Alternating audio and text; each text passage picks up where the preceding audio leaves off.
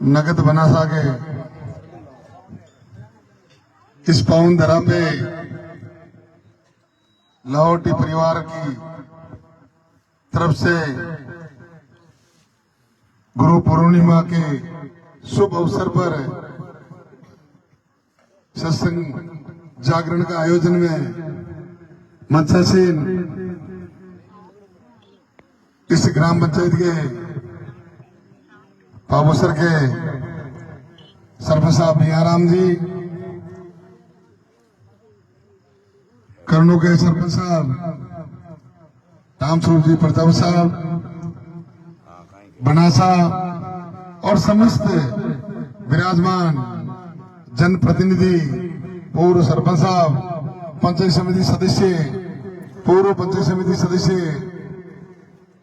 और इस भव्य जागरण में दूर दराज से और सिर्फ ग्राम पंचायत और आसपास से आए हुए समस्त भक्तगण और विराजमान मेरे आदर्श बुजुर्गों, नौजवान साथियों, युवा शक्ति और प्यारे बच्चों और मातृ शक्ति, आज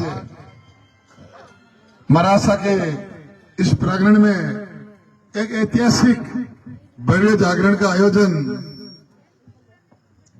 लाहौटी परिवार की तरफ से और आप सबका, इस ग्राम पंचायत का, पाबोसर का और आसपास के सब क्षेत्र के लोगों का सहयोग से ये इतना बड़ा भव्य मरासा के जागरण का जो स्वरूप देखने को मिला, आप सबका आपस का प्रेम और भाव और मरासा का आशीर्वाद हम सब पे ऐसा है और आगे ही ऐसा हम सब पे मरासा का आशीर्वाद बना रहे और आपस में हम सब लोग मिलजुल कर रहे और आगे बढ़े फूले।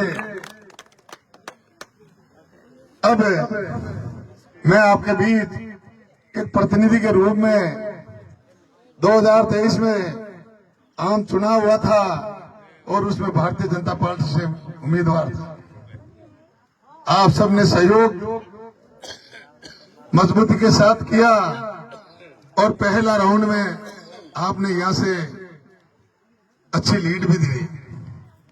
आगे जाते जाते कुछ मतों से अपन पराजित हो गए, लेकिन सरकार आपकी, राजस्थान में भारतीय जनता पार्टी की, आप सबका सहयोग, फिर लोकसभा चुनाव हुआ, हमारे यहां से प्रत्याशी जीते, वो लोकसभा में चले गए, फिर हमें हमारा क्यूसर का उपचुनाव आने वाली इस 13 तारीख को परसों चुनाव आयोग की घोषणा 13 नवंबर को आने वाली 13 नवंबर को अपने क्यूसर विधानसभा का चुनाव है।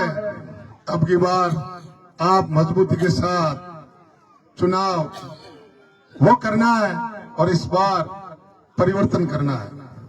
परिवर्तन तभी होगा जब आप 36 कौम के लोग मजबूती के साथ मतदान करोगे, और वो मतदान कब करो, कहां, मरासा की कृपा होगी, टिकट कोई मिले, हमें भारतीय जनता पार्टी कमल के फूल पे वोट देकर अपने क्यूसर की भागीदारी, जो विधानसभा में हमारा प्रतिनिधि चुन के जाएगा, आप भेजोगे, वो आपकी पैरवी करेगा और क्षेत्र का विकास होगा। विकास तभी होगा आप यहां से भारतीय जनता पार्टी के कैंडिडेट को जिताकर भेजोगे तो सरकार भारतीय जनता पार्टी की है, तो यह क्षेत्र का काम होगा, ट्यूबवेलें होगी, पानी की व्यवस्था होगी, बिजली की व्यवस्था होगी, चिकित्सा की व्यवस्था होगी। स्कूलों में अध्यापक नहीं है तो अध्यापक ही होंगे, और जो भी निर्माण, जो भी हमारा इस क्षेत्र का विकास, ये बहुत लंबा चौड़ा क्यूसर विधानसभा क्षेत्र है। यहाँ दूर दराज के लोग, किसान लोग ढाणियों में रहते हैं, कई तरह की असुविधा है। मैं कम से कम 15 साल से हूँ, लेकिन 1 साल से मैं यहाँ आपके बीच, आप जब भी बुलाते हो आप मान सम्मान देते हो, मैं आपके बीच उपस्थित होने का प्रयास करता हूं, तो मैं देखता हूं कि यहाँ कई तरह का अभाव है, विकास का अभाव है। स्कूलें हैं और वहां पोस्टेड अध्यापक 16 है और मौके पे वहां प्रेजेंट में अध्यापक 2 है, तो पढ़ाई कैसे होगी? तो भाइयों, आपको सोचना होगा। हमारे इस स्थलीय बेल्ट में, दूर दराज क्षेत्र में जो भी टीचर आएंगे वो जरूर स्कूल में रहेंगे और पढ़ाएंगे। यहाँ से चले जाते हैं, सरकारें अपनी नहीं, अपन सरकारों के विरुद्ध चलते हैं, तो ये हमें सोचने का विषय कि हमारी बच्चों की पढ़ाई सही तरीके से नहीं होती। जहाँ 17 अध्यापक होना चाहिए वहाँ 2 अध्यापक, तो व्यवस्था और पढ़ाई कैसे होगी? तो सुचारू रूप में, और जहाँ चिकित्सा है, हॉस्पिटल है, पोस्टेड डॉक्टर और एनएम, कंपाउंडर हॉस्पिटल में 6 है और मौके पे 1 ही नसबाइज है, वो क्या 24 घंटे रहेगी? तो भाइयों, आप सोचने का विषय, आने वाली 13 तारीख को आपको मजबूती के साथ मतदान करना है। कैंडिडेट कोई भी हो, हमें कमल का फूल पे वोट देना है। आप सब मिलकर देना है और आपकी और अपनी क्यूसर की भागीदारी सत्ता में यहाँ से प्रतिनिधि के रूप में चुन को भेजना है। वो हम सब की, आप सबकी पैरवी करेगा और इस क्षेत्र का विकास होगा।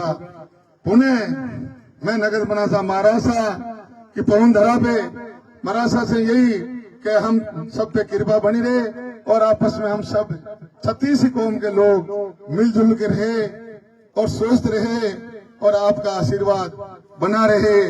राम राम साहब, जय हिंद। धन्यवाद।